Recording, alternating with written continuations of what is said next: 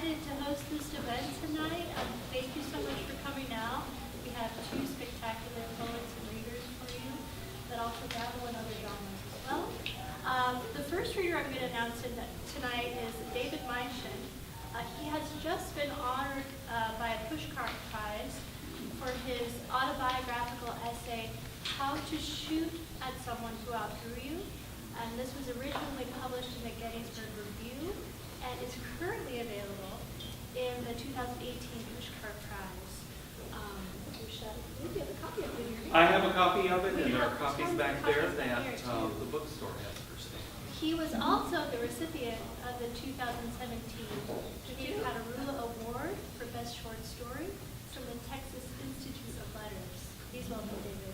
Thank you.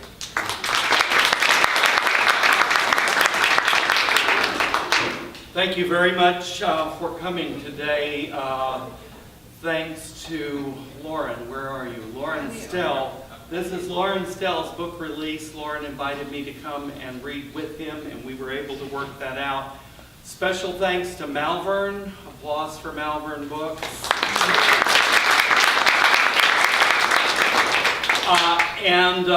Just a plug. They have an incredible collection here. If you like poetry, it's more poetry than any major bookstore has. Buy a book today. Keep independent bookstores alive. Pardon? All of the poetry is 20% off as well. Poetry is 20% off. I had a marvelous good luck the last couple of years working on memoir.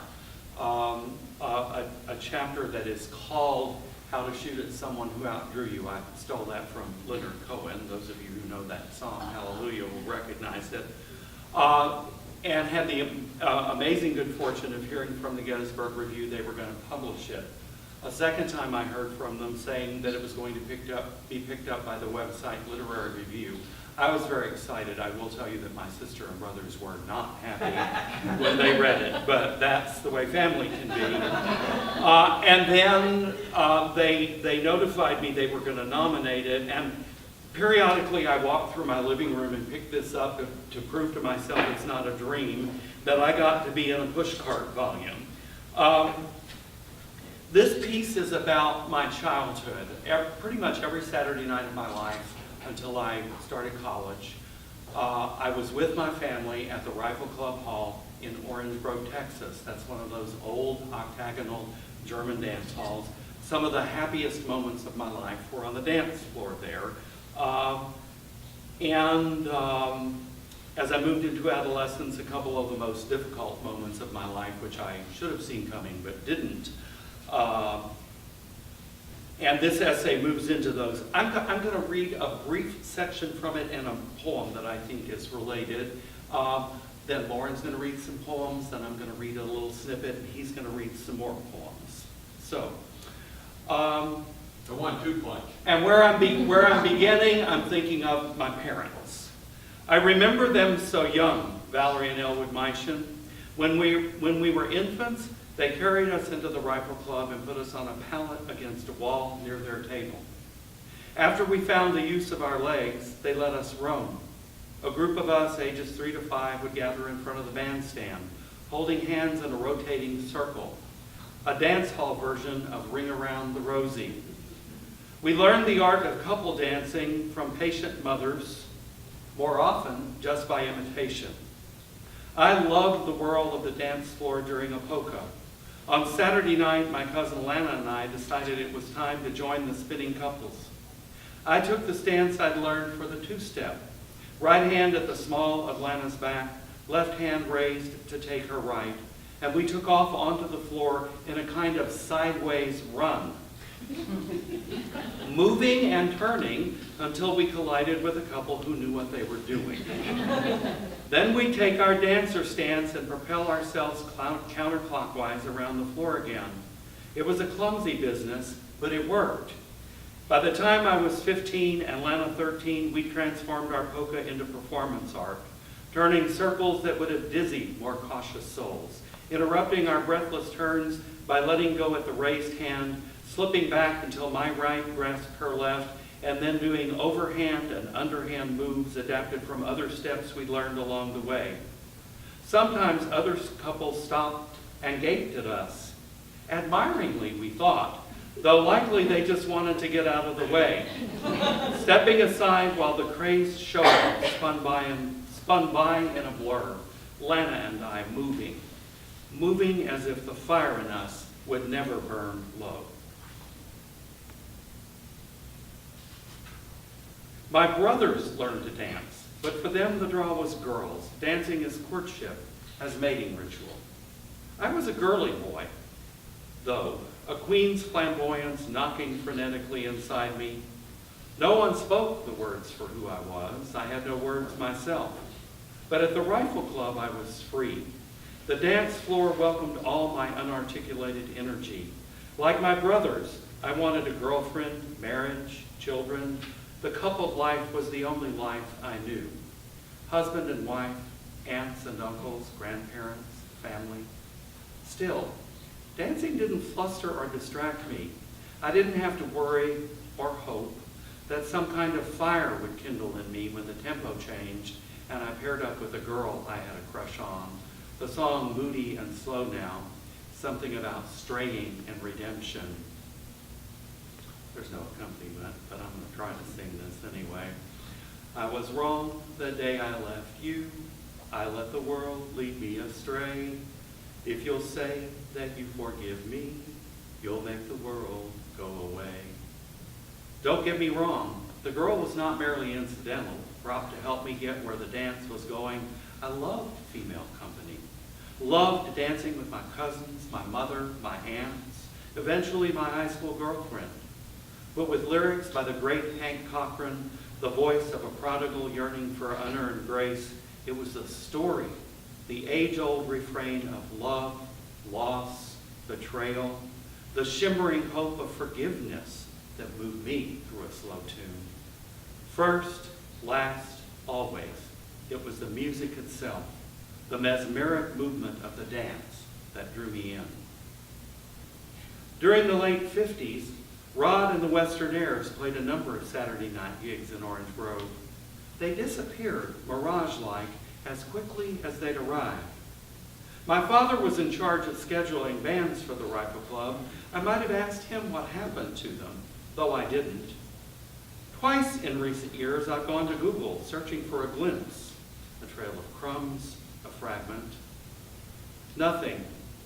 Given how distant the memory, how perfectly encapsulated, perhaps Rod and his Western Airs were a daydream I embedded in personal history, though I doubt it. Memory insists. Here's the part that has not let go. I am 8. I am standing at the foot of 3 unimposing steps leading up to the bandstand. I hear steel guitar and fiddle. I hear honky-tonk piano. They enter at the eardrum and find their way to my right foot, poised on the first step in front of me, tapping out the beat. At the mic, there is Rod. To either side and behind the Western Airs, they wear flashy attire, a cross between Rex Allen in full rodeo preen and a Western-themed marching band prancing down the gridiron. Smart satin cowboy shirts with fancy stitching at the yoke and silky fringe at the cuffs.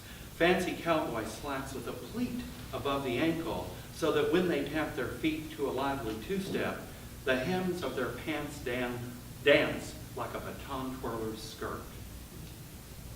I am in love without knowing it, and not just with the dandy outfits.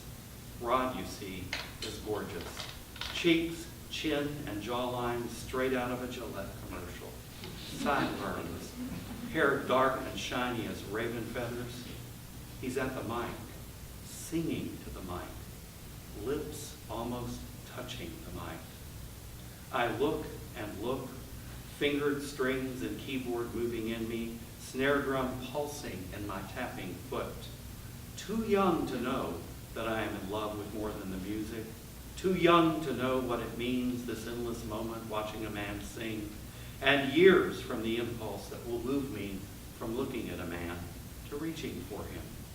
Years from understanding that free as I feel dancing, there is no place for me in the music, the dance hall, the story spun out by the words I am learning by heart. that's a little taste of my life back then.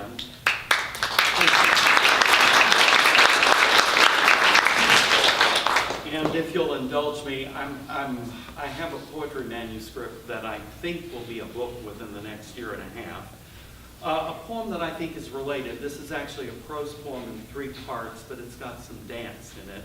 It's called Skipping Rope 1958, and for those of you too young to remember, or who didn't learn this in history, Sputnik was the first satellite launched into space by the Soviet Union in the fall of 1957. So that's what Sputnik is. First part, January, Sputnik in the news again. Muted sunlight falls through bare mesquite. No leaves, no drooping shadows stitched of lace. In the open space beyond, 2 girls, their rope a buzzing blur. The Russian satellite has fallen. 93 days in orbit, 1,440 arcs across the sky above you, looping into the whirl, the other girls in pairs, chanting punctured by shouts from the field beyond, blunt pop as the map connects. Whoops in the air, the boys exulting like gulls, like crows, a straggle of them coming at you. When the teacher rings an end, their calls burn the air you've taken in, but your rope keeps humming. You are inside the shimmer of the hum.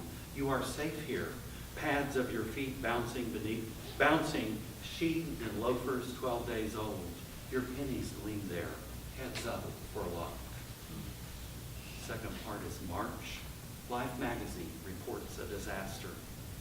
Gray blusters at the windows. No sky today.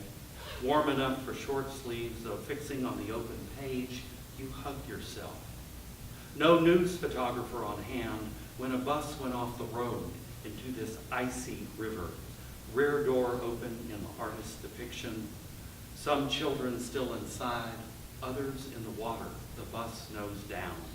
27 drowning when your teacher says it's time to go outside. Your jump rope safe beneath your desktop. But the boys know that's what you want out there.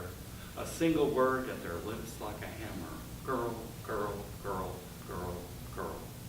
There is no stopping them. Here, stay here, inside alone again. Your teacher knows. She is stern, though sometimes kind as now, walking out with the others, letting you stay, your magazine open. Light shifts at the windows, a brighter gray of almost sun. Voices at play, the river swirling. Part 3 is titled April. Elvis gets a haircut. Everybody knows who he is, even if you weren't born back then. His music is everywhere, your mother clicking her fingers, singing along. I don't want no other love. Baby, it's just you I'm thinking of. She's taught you the bop. Something to do with your feet when you can't be still. Toes tapping beneath your desk this morning. Windows open to sunlight so clean and pure, your chest aches breathing. They drafted him. He's Private Presley now. Never get rich, digging a ditch. You can jump rope to that. Out the door and all but running down the hallway when it's time, ahead of the girls, but they will come to you this morning. You're teaching them the step you practice with your mother, any Elvis song they choose. The boys have baseball. They have the name they call you. You have the girls. You have the bop. You have the hip swivel hillbilly with all his hair cut off. Your loafers jitter beneath you as if they know the dance. Thank you.